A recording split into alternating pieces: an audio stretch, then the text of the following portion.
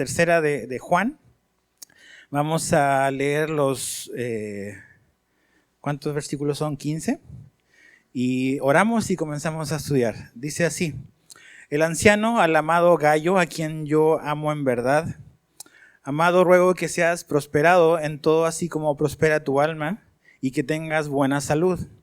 Pues me alegré mucho cuando algunos hermanos vinieron y dieron testimonio de tu fidelidad a la verdad. Esto es, de cómo andas en la verdad.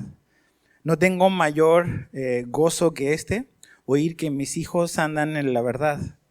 Amado, estás obrando fielmente en lo que haces por los hermanos, y sobre todo cuando se trata de extraños, porque ellos dan testimonio de tu amor ante la iglesia. Harás bien en ayudarlos a proseguir su viaje de una manera digna de Dios, pues ellos salieron por amor al nombre, no aceptando nada de los gentiles.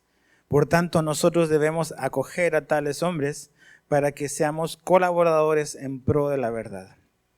Escribí algo a la iglesia, pero Diótrefes, a quien le gusta ser el primero entre ellos, no acepta lo que decimos. Por esta razón, si voy, llamaré la atención a las obras que hace, acusándonos injustamente con palabras maliciosas. No satisfecho con esto, él mismo no recibe a los hermanos, se lo prohíbe a los que quieren hacerlo y los expulsa de la iglesia. Amado, no imites lo malo, sino lo bueno. El que hace lo bueno es de Dios, el que hace lo malo no ha visto a Dios. Demetrio tiene buen testimonio de parte de todos y de parte de la verdad misma. También nosotros damos testimonio y tú sabes que nuestro testimonio es verdadero. Tenía muchas cosas que escribirte, pero no quiero escribírtelas con pluma y tinta, pues espero verte en breve y hablaremos cara a cara. La paz sea contigo. Los amigos te saludan. Saluda a los amigos, a cada uno por nombre. Entonces, Padre, ayúdanos esta tarde a comprender tu palabra, a poder tener un corazón enseñable, y pedimos de que tu Espíritu Santo, por medio de tu palabra, traiga revelación a nuestra vida. En el nombre de Jesús. Amén. La tercera carta de Juan, esta carta que estamos estudiando hoy, es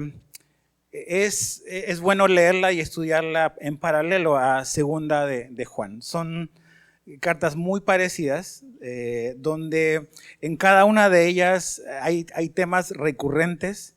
Este asunto de la verdad, algo de lo cual a Juan le gusta hablar mucho y menciona mucho en sus cartas.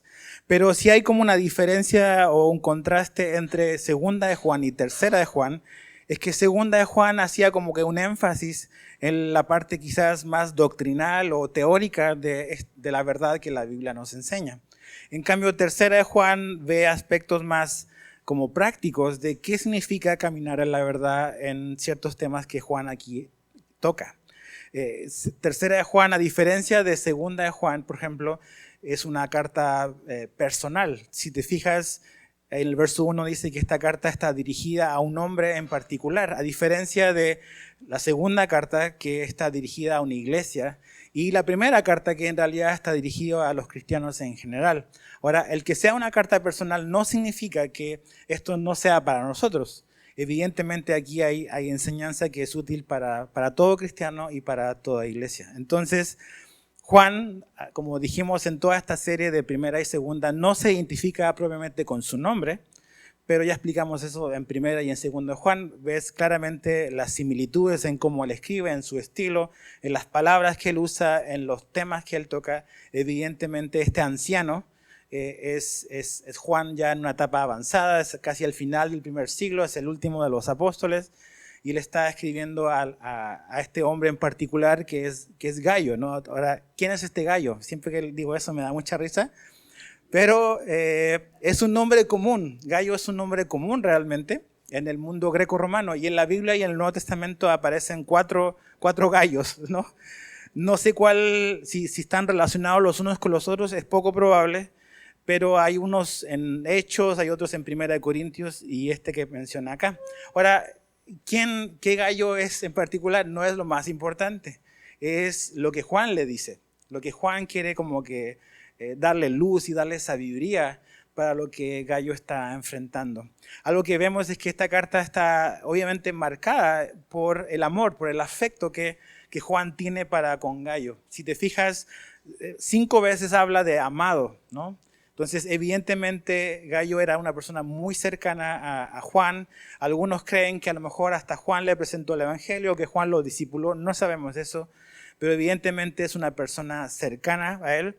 Y en este saludo introductorio que Juan escribe, en el verso 2, si te fijas, hay un deseo, hay una petición, un anhelo del corazón de Juan para con Gayo y dice, ruego que seas prosperado en todo, así como prospera tu alma y que tengas buena salud. Ahora, este versículo siempre hay que tener como que cuidado porque es uno de los versículos a veces que algunos maestros han utilizado para enfatizar y para levantar toda una doctrina sobre la prosperidad. Y finalmente no podemos quitar lo que dice acá, pero tampoco podemos sumarle a lo que aquí dice. Algo que tenemos que entender en el contexto en lo que esto fue dicho es que esto es un saludo. Juan está escribiéndole a Gayo y le está diciendo, quiero que así de bien como te va espiritualmente, también te vaya bien materialmente, por decirlo de alguna manera. Entonces es una expresión sincera, de un afecto sincero que Juan tiene para con Gayo. La palabra prosperar o que prospere tu alma literalmente significa que tengas un buen camino. Eso es lo que quiere decir literalmente, que tengas un buen camino. Es la misma palabra que Pablo, por ejemplo, usó en Romanos 1:10. Te voy a leer Romanos 1:10. Dice, rogando de alguna manera tenga al fin por la voluntad de Dios un próspero viaje. Ahí está la palabra, un próspero viaje para ir a vosotros. Entonces, la idea es, Gayo, quiero que te vaya bien. Es un buen deseo, es un anhelo de Juan que le vaya bien a los hermanos. Que te vaya igual de bien como te va espiritualmente, te vaya materialmente, te vaya terrenalmente, aunque eso no es lo más importante. Evidentemente, esta es una carta y un deseo de Juan para un cristiano en particular. No es una doctrina general de que la iglesia enseña. La Biblia nos dice que si vamos a seguir a Jesús, vamos a enfrentar aflicción. El que tú y yo seamos cristianos no significa que vamos a ser ricos ni millonarios y que nunca nos vamos a enfermar, como algunos enseñan, o que a la falta de recursos o a la falta de salud, eso esté relacionado con falta de fe.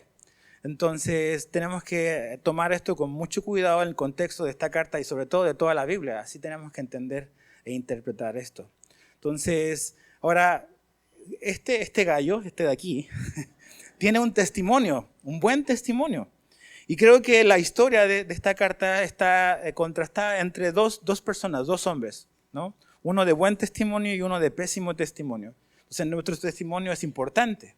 Y tu testimonio es lo que otros pueden decir de ti, es cómo te perciben los demás, ¿no? Yo puedo afirmar ciertas cosas sobre mí, pero no necesariamente esas son verdaderas. Es importante saber qué es lo que yo estoy proyectando, cómo me ven los demás, cómo me ven mis hermanos en la fe. Entonces, Gayo tiene un buen testimonio. Y esa es la razón por la cual Juan dice, tiene gozo, tiene alegría, dice que sus hijos andan en la verdad. Esa misma palabra él la escribió en 2 de Juan.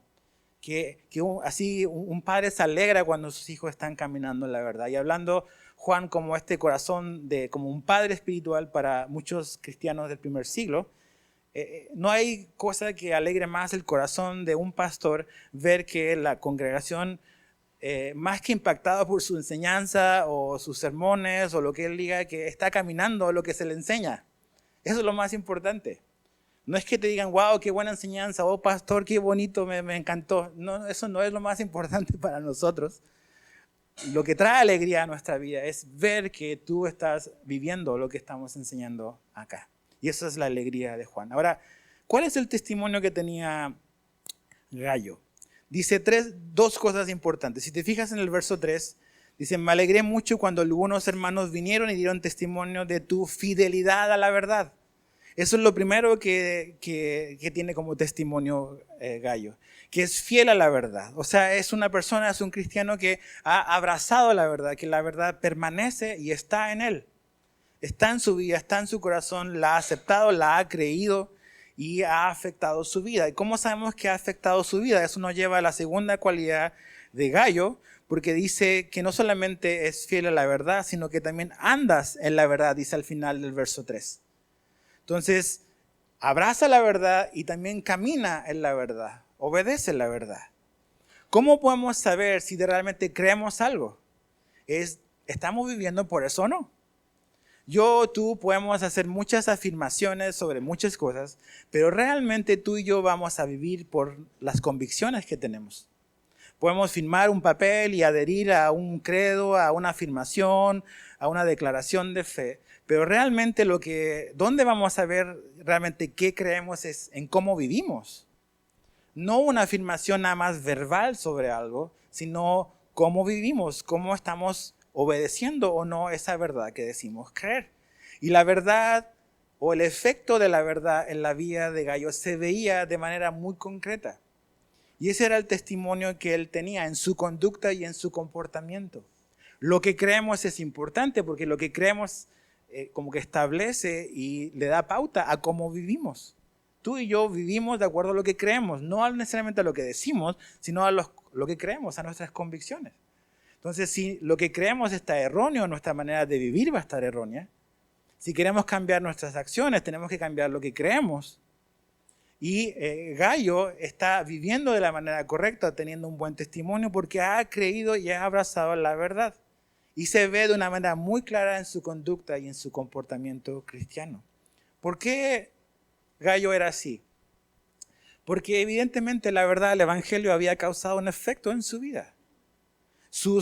Por decirlo de alguna manera, sus sanas obras eran resultado de una sana fe que él tenía. Y la sana fe que Gayo tenía era un resultado de la sana enseñanza a la cual Gayo había sido expuesta. Y esa sana enseñanza había fluido de la palabra de Dios, no de palabra de hombre, no de humanismo, sino de lo que probablemente Juan y los apóstoles le habían enseñado. Entonces, esa es la cadena. Vivir de una manera determinada tiene que ver con una fe determinada. Y esa fe está marcada por lo que creemos, por lo que hemos sido enseñados. Y por eso es muy importante estar en la verdad, esto de lo cual Juan habla mucho, de la verdad, la verdad, la verdad, la verdad. Entonces, nuestra conducta, tu conducta, es un reflejo de cuáles son tus convicciones. Si tú me conocieras y si nos conociéramos recíprocamente, pudiésemos determinar, quizás no al 100%, pero nos daría una idea de qué es lo importante en tu vida de acuerdo a las decisiones que tú tomas. Y también tú para mí. A través de las decisiones que yo tomo, de mis acciones, vas a poder como que tener una idea de qué es lo que realmente me importa. Entonces, te das cuenta que Gayo está en la verdad porque él vive, él anda en la verdad, él es obediente a la verdad, que es lo que Dios quiere. No es solamente que adheramos doctrinalmente a algo que creemos, sino que vivamos a la luz de eso como Gayo está viviendo ahora. ¿Cuál era la conducta admirable o imitable en la vida de Gayo? Lo vemos en los versos 5 al 8. Dice, amado, estás obrando fielmente en lo que haces por los hermanos, y sobre todo cuando se trata de extraños, porque ellos dan testimonio de tu amor ante la iglesia. Harás bien en ayudarlos a proseguir su viaje de una manera digna de Dios. Entonces, ¿cuál era la conducta? ¿Cuáles eran las cualidades o las características de esta verdad en la cual Gayo está andando? ¿Por qué yo decía que Tercera de Juan tiene un énfasis práctico? Porque aquí vemos en la vida de Gayo dos cualidades que nos ayudan como que a ver cómo se camina en la verdad. ¿Qué significa caminar en la verdad? Bueno, en la vida de Gayo se ve, número uno, siendo hospedador. Eso es lo que Juan está como que resaltando y reconociendo en la vida de Gayo. Él es hospedador. Él ha recibido, ha acogido a estos hermanos que han llegado a la ciudad y que se están moviendo a través del Imperio Romano. Acuérdate, en el primer siglo había mucho desplazamiento de población. Aparte, mucho desplazamiento cristiano porque el Imperio Romano ya había iniciado hace décadas la persecución de los cristianos. Entonces eso hacía que muchos cristianos saliesen y estuviesen como que rolando por diferentes lugares, buscando un lugar seguro donde poder vivir. También como la logística de la iglesia primitiva habían muchos hermanos o predicadores o pastores o evangelistas o misioneros que se movían a lo largo del imperio visitando las iglesias y recorriendo la obra. Entonces, evidentemente, esta situación de ser hospitalario es algo que se menciona a lo largo del Nuevo Testamento y es precisamente una muestra del amor cristiano. No vayas ahí, pero yo te lo voy a leer en Hebreos 13:2. Hebreos 13:2 dice: no se olviden de mostrar hospitalidad, porque por ella algunos sin saberlo hospedaron ángeles. Entonces se nos anima a ser hospitalarios. En Romanos 12:13 el apóstol Pablo dice: contribuyendo para las necesidades de los santos, practicando la hospitalidad. Entonces evidentemente Gallo está operando dentro de la enseñanza cristiana, que era muy relevante en el primer siglo, que es: necesitamos ser hospitalarios, necesitamos acoger a los hermanos en la fe. Y sobre todo, si te fijas en el contexto de los versos que leímos, son hombres que están sirviendo a Dios. Dice que salieron por amor a su nombre, o sea, está hablando de personas, pastores, misioneros, evangelistas, personas que están dedicadas al ministerio. A esas personas dice la Biblia, y Gallo está como acogiendo y ayudándoles en su ministerio de una manera práctica. Entonces, la Biblia nos anima a ser hospitalarios, a poder abrir nuestro hogar y poder acoger a gente que lo necesita. Y una característica bastante sobresaliente de Gallo es que dice que él hace esto incluso con extraños, ¿no? Es fácil a veces abrirle la puerta a tu casa a alguien que conoces, o hasta a veces eso nos cuesta. Pero es aún más difícil darle cabida en tu casa a alguien que no conoces. Ahora, aquí no está diciendo que la hospitalidad es abrirle la puerta a cualquier extraño que pasa, ¿ok? Esa es mala interpretación de lo que la Biblia nos dice. Aquí lo está diciendo en un contexto de hermanos que se mueven a lo largo del imperio, que necesitan ser acogidos para ser protegidos de todas las inseguridades que había en el primer siglo. Otra cualidad de Gallo es que no solamente es hospedador, sino es un colaborador. Si te fijas al final del verso 8, Juan usa esa palabra para que seamos colaboradores en pro de la verdad. Eso es lo que Gallo ha estado haciendo, siendo un colaborador. La Reina Valera usa la palabra cooperador.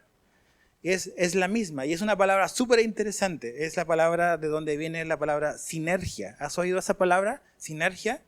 Es la palabra que se usa en el original, aquí, de colaborador. Es sinergos. Y sinergia quiere decir esto. Súper interesante. La sinergia es una acción conjunta de dos o más causas cuyo efecto es superior a la suma de los efectos individuales. Otra vez. La sinergia es una acción conjunta de dos o más causas cuyo efecto es superior a la suma de los efectos individuales. O sea, actuar junto, el resultado es mejor y más grande que actuar cada quien separado. Entonces, y literalmente quiere decir ayudante, la palabra aquí. Pero piensa un poco en esto. Esa era la mentalidad que tenía Gallo, este Gallo. Tenía la mentalidad para el reino de Dios. Él entendía que su vida era más grande que su propio metro cuadrado y que él podía participar en algo más grande que su vida, en algo más grande que su vida cotidiana y ser parte de algo más grande que estaba sucediendo a la par en el Imperio Romano, que era que el Evangelio de Jesús estaba propagando por todas partes. Y creo que eso es lo destacable y lo imitable en la vida de Gallo para nosotros. Generalmente, cuando no nos involucramos o cuando no participamos en lo que nos corresponde como cristianos, es porque no tenemos claro de qué somos parte. Estamos súper enredados y súper como que encuadrados en nuestra rutina, de nuestra vida, de nuestro trabajo, de ir acá, de ir allá, de todo, de ir al súper, de pagar esto, y estamos así como que un avestruz con la cabeza en el hoyo. Y hemos perdido la noción completa de que Dios nos salvó y nos puso en una familia y nos ha hecho parte de su reino, de algo súper grande que no alcanzamos ni a dimensionar de qué se trata y que podemos participar en eso. Entonces tenemos que salir de nuestras cuatro paredes y pensar de esa manera como Gallo lo está haciendo. Somos sinergos de sinergia. A lo mejor Y yo creo que Gallo entendía que el evangelio no dependía de él, pero él actuaba como si dependiese de él. O sea, daba todo lo que él podía dar, participaba en todo lo que él pudiese participar, sabiendo de que la suma de todos nuestros esfuerzos es más grande que si cada quien actuara independiente. Y eso es algo que solo Dios puede hacer. O sea, alimentar a una multitud con un par de peces y un par de pan, esa es sinergia milagrosa. Alguien tuvo que poner esos panes y esos peces, pero Dios lo multiplicó. Entonces tu esfuerzo, tu talento, tus dones, tu tiempo, si todos pensáramos de esa manera, si todos viéramos la causa del evangelio de esa manera, como yo puedo participar en algo más grande que mi vida, los efectos de una iglesia así sería tremendo en este mundo.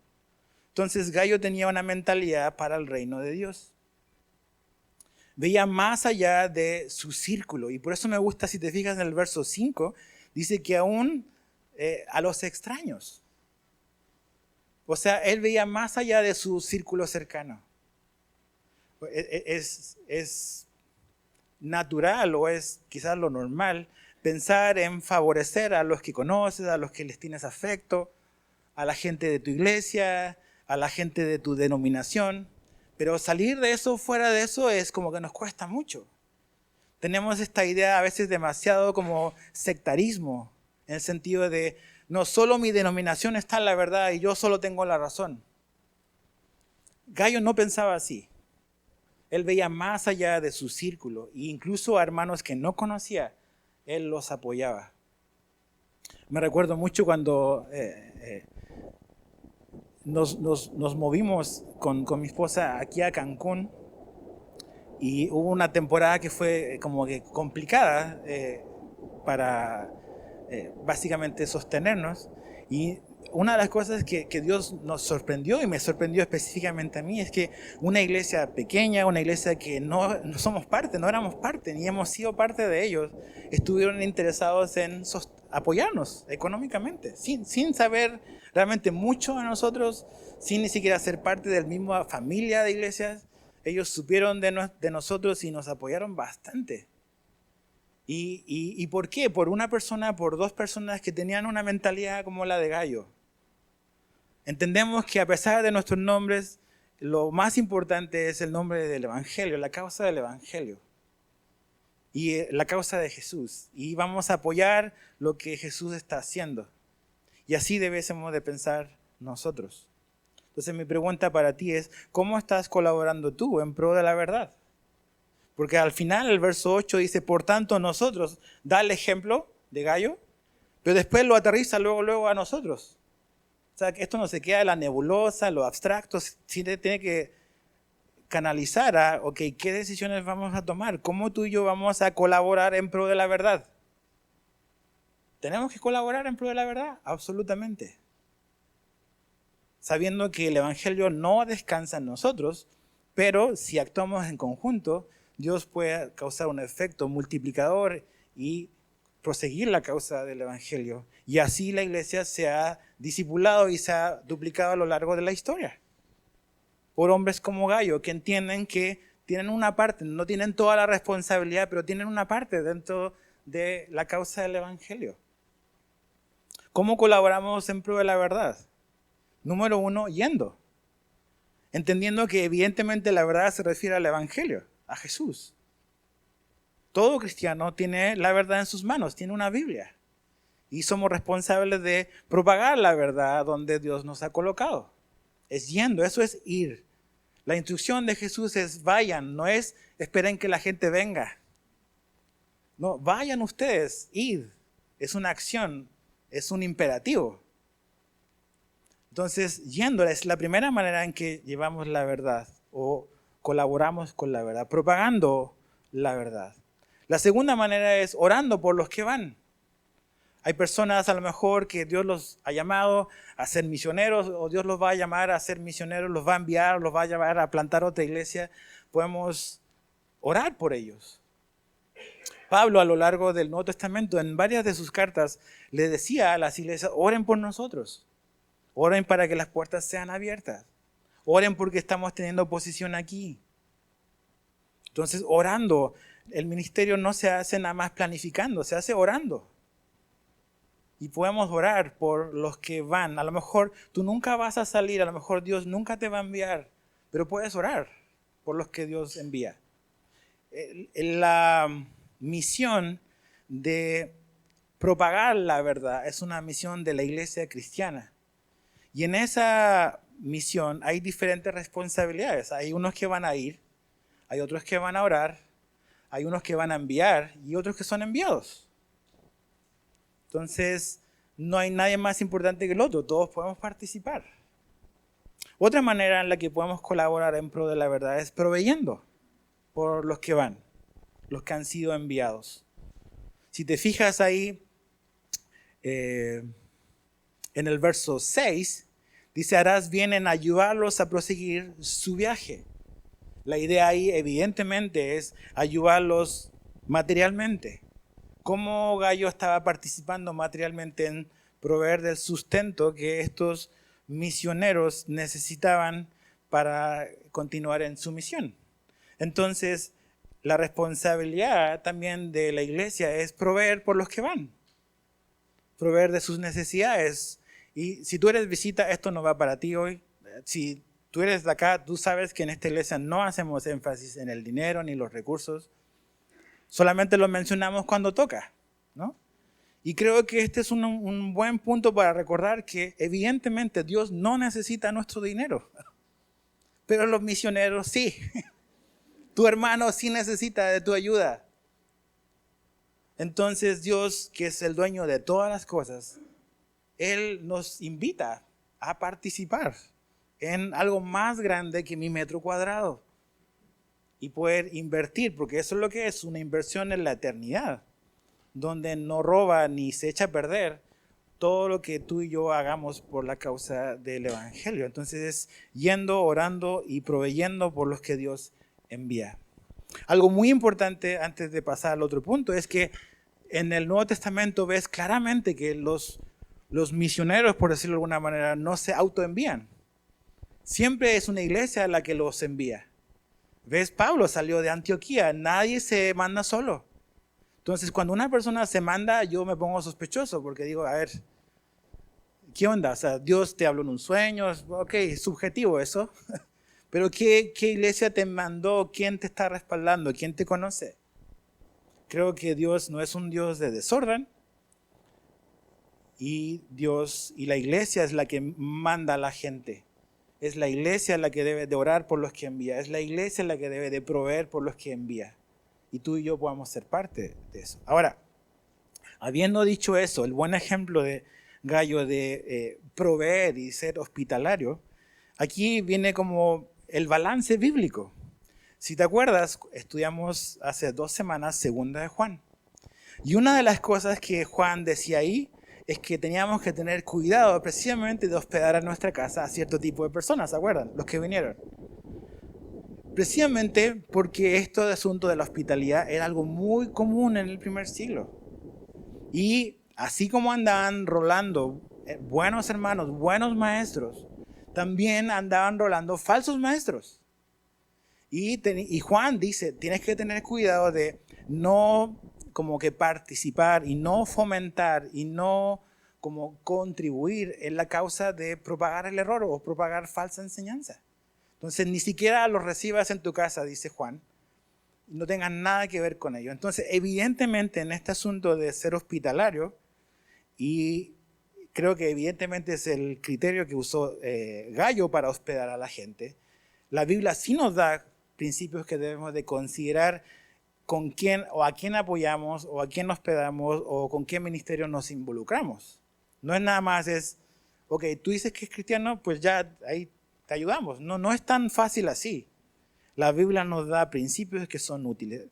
Un principio o un filtro, aunque la Biblia no lo menciona tantas veces, de hecho solamente una vez aparece, en 2 Corintios 3, Pablo está diciendo de esta idea de una carta de recomendación, porque los corintios estaban cuestionando a su pastor fundador y le dice Pablo, ¿acaso yo tengo que darles una carta, o me están pidiendo una carta de recomendación. Dice, ustedes son mi carta de recomendación, sus vidas. Pero esta idea de una carta de recomendación es algo que los libros de historia nos mencionan que la iglesia del primer siglo, del segundo siglo, practicaba. Si alguien venía de X lugar que tú no conocías, evidentemente tenía que venir recomendado por alguien. No le van a dar el púlpito, no le van a dar la oportunidad de enseñar nada más a un extraño que aparece y que dice, hey Edgar, yo soy un cristiano, dame chance para enseñar el domingo. O sea, no lo vamos a pasar acá, así nada más. Entonces, un filtro era una carta de recomendación, aunque no es dogmático, es sabio. Otra cosa que lo vimos en segunda de Juan es que el filtro de la sana doctrina. Juan dice, no te involucres en nada que no esté de acuerdo a la verdad, al evangelio de Jesús. Entonces, cuando alguien viene o nos vamos a involucrar como iglesia, como cristianos en apoyar a algo, a alguien o a algún ministerio, tenemos que ver si ese ministerio está enseñando sana doctrina. Y no me estoy refiriendo en que vamos a estar de acuerdo en todas las cosas, porque hay cosas primarias y hay cosas secundarias. Hay cosas que a través de la historia los cristianos hemos interpretado de manera distinta. Pero las cosas esenciales del evangelio, de quién es Jesús, de su naturaleza, de la manera de ser salvo, en esas cosas debemos estar de acuerdo. Y si estamos de acuerdo en eso, vamos a apoyar. Pero la sana doctrina es otro filtro que tenemos que ver a la hora de involucrarnos. Pero aquí Juan nos da, creo que tres pasos para ver que son útiles de a quién apoyar, con quién involucrarnos y con quiénes no. Y yo le puse el filtro de la credibilidad. ¿Qué tanta credibilidad tiene esta persona o este ministerio que aparentemente necesita de nuestra ayuda? Número 1, deben ser llamados por Dios. Fíjate lo que dice el verso 6. Porque ellos dan testimonio de tu amor ante la iglesia, harás bien en ayudarlos a proseguir su viaje. No dice a iniciar su viaje o a iniciar su ministerio, sino a proseguir. Eso quiere decir continuar. Algo que ya inició. Y eso me habla de que evidentemente Juan le está diciendo a Gallo, apoya a aquellos que Dios ya llamó, que ya tomaron el paso de fe. No personas o ministerios que te están diciendo, si usted no me ayuda, este ministerio se va a terminar. Bueno, a lo mejor se tiene que terminar. Porque donde Dios provee o donde Dios guía, Dios provee. No es que si tú no me apoyas, yo no puedo seguir mi llamado. ¿A quién estás sirviendo? A Dios. Dios tiene todos los recursos. Toma el paso de fe y pon tu pie fuera de la barca. Si tú haces eso, te vamos a apoyar. Pero haz eso solo si te llamó Dios. Entonces, dice, ayuda a proseguir su viaje. Ya están sirviendo a Dios. Ayuda a esos que ya sabes que están sirviendo a Dios y que Dios llamó. Segundo, a personas que operan en integridad. Verso 7 dice que salieron por amor al nombre. Y incluso dice que no recibieron o no aceptaron nada de los gentiles. Verso 7. ¿De qué me habla eso? Que son personas íntegras, que no quieren servir o no entraron al ministerio para obtener una ganancia deshonesta. Su interés no es como que servir a Dios para agarrar algo de la gente, ¿no? O sea, no van a trasquilar a las ovejas, como hay muchos hoy. Entonces, operan en integridad, no aceptan las cosas. No es este rollo, es, te voy a hablar de Jesús, pero si me das una ofrenda. No. Entendiendo que esa persona necesita apoyo, evidentemente.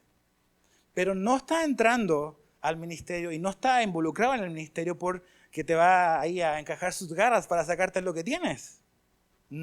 Con esas personas no tratamos. No apoyamos a personas que andan con un interés económico o material del ministerio. Tercera cosa, son personas que proclaman la verdad. Si te fijas en el verso 8 dice, nosotros debemos acoger a tales hombres. ¿A cuáles hombres? Al final del verso 8, a los que están en pro de la verdad, a los que están propagando la verdad del evangelio. Entonces, ese ministerio que tú estás apoyando o esa persona que estás apoyando, ¿es una persona o es un ministerio que está en pro de la verdad? ¿Está proclamando la verdad del evangelio o no? Tenemos que usar los criterios y los principios que la Biblia nos da. No es suficiente con decir, él dijo o ellos dicen que son cristianos. Eso es muy básico, no es bíblico. Necesitamos usar los filtros que nos da la Biblia para tomar buenas decisiones y ser sabios. Ahora, el mal ejemplo. ¿Cuál es el mal ejemplo? Verso 9 al 10. Escribí algo a la iglesia, pero Diótrefes, a quien le gusta ser el primero entre ellos, no acepta lo que decimos. Por esta razón, si voy, llamaré la atención a las obras que hace. Acusándonos injustamente con palabras maliciosas, no satisfecho con esto, él mismo no recibe a los hermanos, se lo prohíbe a los que quieran hacerlo y los expulsa de la iglesia. Vemos este hombre llamado Diótrefes, que hay 4 características en este hombre. Ahora, algo muy interesante es que Juan no nos dice si Diótrefes es algún anciano o algún líder en la iglesia. Nada más lo menciona y menciona lo que está haciendo. Entonces, si Diótrefes es un líder, es un mal líder. ¿Okay? Ahora, si Diótrefes no es un líder, es peor todavía la situación. Porque una persona nada más que no tiene ninguna responsabilidad y ningún llamado, está causando un problema en la iglesia. Ahora, ¿qué características tenía este hombre que nosotros no debemos de imitar? Este es un ejemplo a no seguir. Gallo es un ejemplo a seguir. Pero Diótrefes no. Y la Biblia nos muestra esto sí y esto no, para ayudarnos a cómo no debemos de ser. Primera característica de este hombre es que es un hombre ambicioso. Y específicamente creo que es un hombre ambicioso de poder. Porque dice ahí en el verso 9, le gusta ser primero entre ellos. Este hombre no tiene un corazón de siervo, no quiere servir a la iglesia, quiere ser visto por la iglesia. Y realmente un líder así o una persona que quiere llevar la iglesia o quiere ejercer influencia en la iglesia, no puede ser un hombre ambicioso de poder. Es un contraste, es una contradicción con el carácter de Cristo, con el carácter del Evangelio. Y finalmente la Biblia nos muestra y nos pone como cortafuegos para tener cuidado de nuestro corazón y tener cuidado del corazón y las intenciones con los que la gente a veces quiere servir en el ministerio. En 1 Timoteo 3:10 va a aparecer en pantalla, dice que también estos sean sometidos a prueba primero, y si son irreprensibles, que entonces sirvan como diáconos. La Biblia, en la sabiduría de Dios, nos dice que una persona que quiere servir en la iglesia, y si te recuerdas en el libro de Hechos, los diáconos eran los que, ¿qué es lo que hacían? Servían las mesas. Con el tiempo los diáconos se transformaron en una especie de líder y servidor en la iglesia, pero aquí la Biblia nos dice que tenemos que ponerlos a prueba primero. Que un pastor, que el liderazgo de una iglesia debe de primero poner a prueba a los que quieren ser diáconos, a los que quieren servir. Eso es bíblico. El problema en nuestra iglesia o las iglesias que sean, es que muchas veces nos metemos en problemas porque no queremos usar la Biblia. La Biblia nos dice que si alguien quiere servir, ponlo a prueba primero. Y no es una trampa, no es una novatada de que le vamos a hacer la vida imposible para que se vaya. No es eso. Es simplemente aplicar la sabiduría de lo alto. Es ponerlos a prueba. Es, ok, ¿quieres servir? Ve a lavar los baños. Dice, ¿dónde está la Biblia que tenemos que lavar los baños? En ninguna parte, pero Jesús le lavó los pies a sus discípulos. Es un trabajo, o lavarle los pies a una persona era un trabajo humillante. Lo hacía el más pequeño esclavo de una casa. Y créeme que un baño de ahora es mucho más limpio que los pies de un hombre del primer siglo. Entonces, ¿quieres de verdad servir a Dios? No, dame algo grande, una responsabilidad grande, ahí voy a ser fiel. Jesús dice lo contrario. La fidelidad se demuestra en lo mucho o en lo poco. En lo poco. Si yo no soy fiel en lo poco, ¿por qué me van a dar una mayor responsabilidad? Si no puedo lavarle los pies a mis hermanos, ¿qué ando haciendo otras cosas? Ahora, eso es algo sagrado. Jesús lo hizo.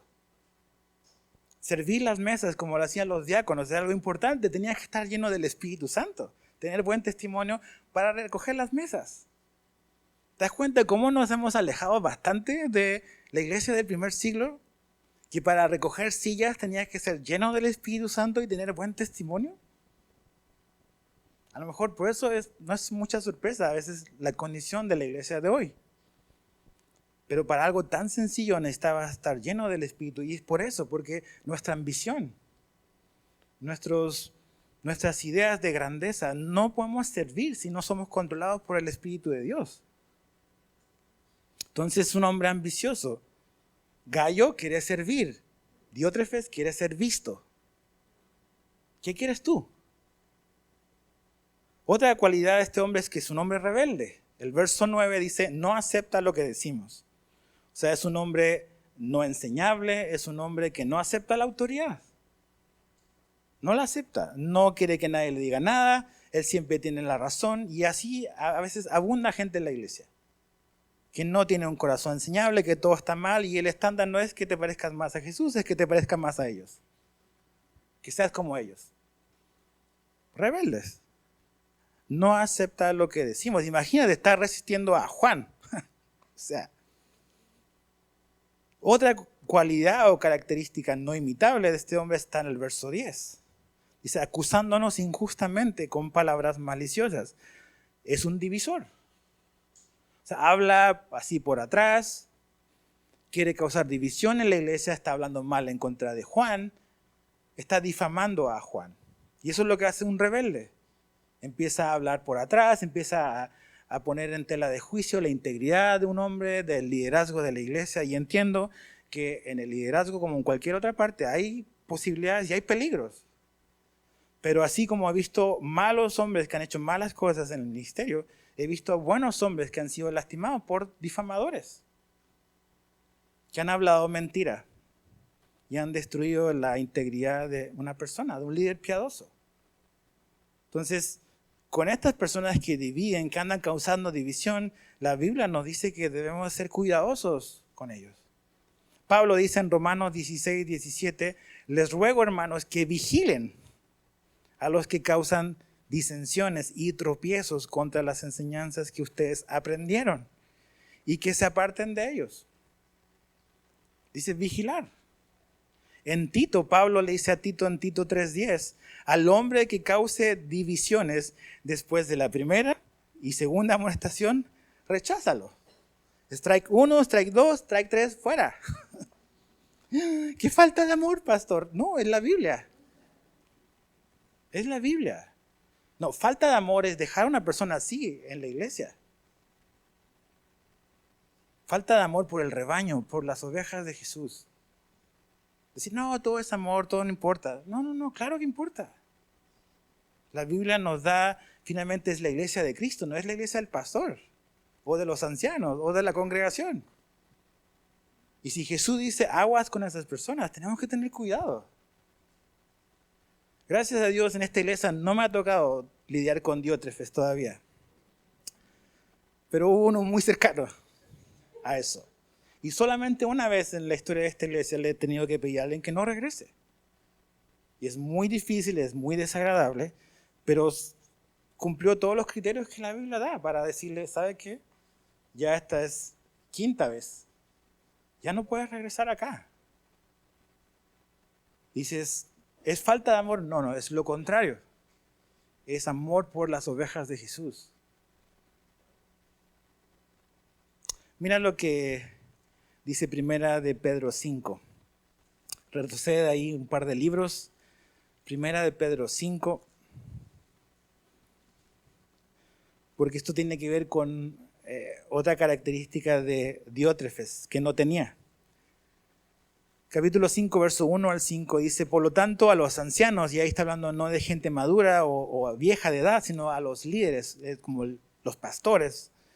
Entre ustedes exhorto yo anciano como ellos y testigo de los padecimientos de Cristo y también participante de la gloria que ha de ser revelada. Dice, pastoreen al rebaño de Dios entre ustedes, velando por él, no por obligación, sino voluntariamente, como quiere Dios. No por avaricia del dinero, sino con sincero deseo. Y fíjate el verso 3. Tampoco como teniendo señorío sobre los que les han sido confiados, sino demostrando ser ejemplos del rebaño. ¿Y por qué leo este versículo? Porque una característica de Diótrefes es que era autoritario. Fíjate el verso 10. Perdón, el verso 10 dice que lo prohíbe. O sea, ¿qué estaba prohibiendo Diótrefes? Estaba prohibiendo que los otros hermanos hospedaran a los buenos hermanos en la fe. Y dice, no solamente los prohíbe, sino que los expulsa de la iglesia. O sea, si este hombre no es un anciano de la iglesia, esta iglesia es un desastre. Porque ¿cómo le está permitiendo a este hombre que actúe así? Ahora, si este hombre es parte del liderazgo, es un mal liderazgo de la iglesia, que también es posible. Pero básicamente es un hombre autoritario. Él, lo que yo te decía hace un rato, esta gente que todo lo encuentra malo, porque ellos son el estándar de verdad. Entonces no es que quieran que nos parezcamos más a Jesús, quieren que nos parezcamos más a ellos. Entonces ellos son el estándar de verdad, o su percepción, su interpretación errónea de algo. Entonces lo prohíbe y los expulsa de la iglesia. Autoritario, completamente autoritario. Por eso ese versículo de 1 Pedro 5 es sumamente importante, el verso 3, que cualquier persona que quiere estar en una labor pastoral tiene que recordar eso, que el pastor o liderazgo de una iglesia no son los dueños de las ovejas. Las ovejas no le pertenecen al pastor, ni nunca le han pertenecido, ni nunca le pertenecerán. Son de Jesús. Y que la manera en que un pastor debe guiar es por el buen ejemplo. No es arrastrando, no es enseñoreándote, no es poniéndote sobre las personas, sino siendo ejemplo entre ellos. Ese es el modelo de Jesús, ese es el ejemplo de Pedro, ese no es el modelo de Diótrefes. Ahora, yo no sé si esta persona es un hermano en la fe. Aquí no está hablando de su salvación, está hablando de una mala obra que él está haciendo, que tiene que ser corregida. Ahora, me encanta Juan porque él está escribiendo esta carta precisamente para tratar con este problema en la iglesia. No sabemos qué iglesia, pero una iglesia. Y eso me habla de que en una iglesia local van a haber este tipo de situaciones. Van a haber buenos testimonios y van a haber malos testimonios. Entonces, otra vez, algo que siempre decimos acá, si tú quieres buscar una iglesia perfecta, no vengas a esta, estamos nosotros. No somos perfectos. Pero si la encuentras, no vayas porque tú la vas a echar a perder a la otra. Entonces, quédate aquí. No hay iglesia perfecta. O sea, bastó un par de décadas después de que Jesús subiera al cielo para que ya todos los apóstoles están escribiendo cartas para corregir errores. Entonces, en una iglesia deben de haber más gente como Gayo, más personas como Demetrio, pero también pueden haber personas como Diótrefes. Entonces, si tú tienes tus ojos puestos en las personas, vas a salir súper decepcionado. Por eso necesitamos poner nuestros ojos en Jesús, que nunca nos va a fallar. Y Juan le dice, mira, si voy, llamaré la atención de las obras que hace. Me encanta Juan. Dice, yo voy a hablar con él. Tú no arregles este problema, no es tu responsabilidad. Es mi responsabilidad. Yo voy a hablar con él de sus malas obras. Y hay cosas que el pastor tiene que lidiar con eso. Esta situación probablemente se agrandó más de lo que debía porque no había nadie que le pusiera un freno a este hombre. Y Juan dice, yo voy a hablar con él. Me gusta como el corazón de Juan cuidando también el corazón de Gayo. ¿Para qué te vas a meter en un problema tú? Yo voy a ir y voy a hablar con él. Eso es lo que debe hacer un pastor. Verso 11 y 12 para ir terminando. Dice, amado, no imites lo malo sino lo bueno.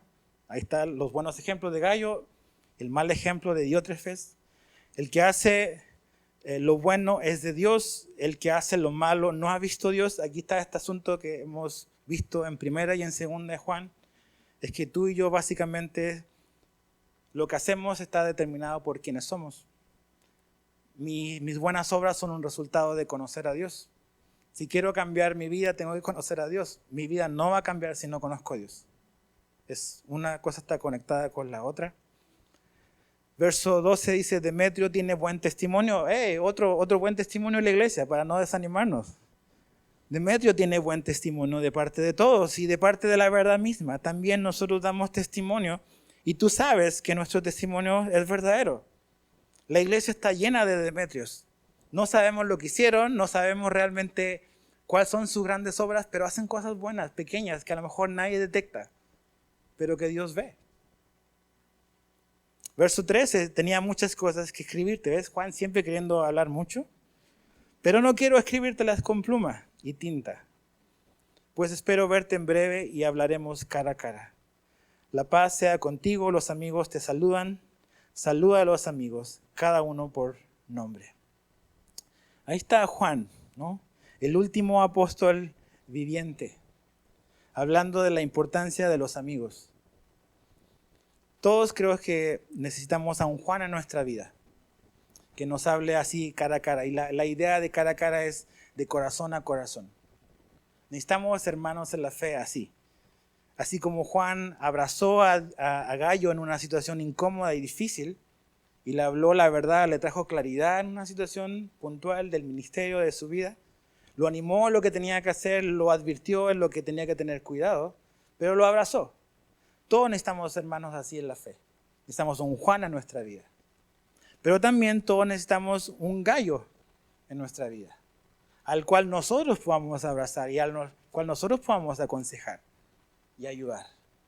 Así como Timoteo tenía a Pablo, Pablo tenía un Timoteo. ¿Cuál es tu Pablo en tu vida y cuál es tu Timoteo en tu vida? ¿De quién estás aprendiendo y a quién estás discipulando tú? Así se propaga el evangelio, siendo discipulados y habiendo sido discipulados, discipulando a otros. Entonces necesitamos amigos así. El ministerio es a veces un poco solitario, pero me da ánimo lo que dice Juan. Los amigos te saludan y saluda a mis amigos, a cada uno por nombre. Tengo amigos. Mis compadres apóstoles ya no están, pero tengo amigos todavía. Salúdalos por nombre.